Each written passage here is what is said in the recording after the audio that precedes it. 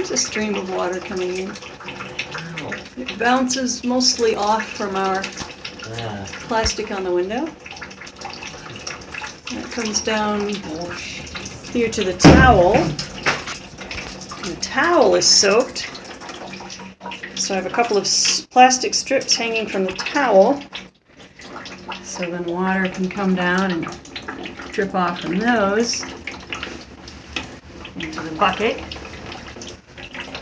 And then down here we've got towels and other things here to keep the water from running into the rest of the apartment.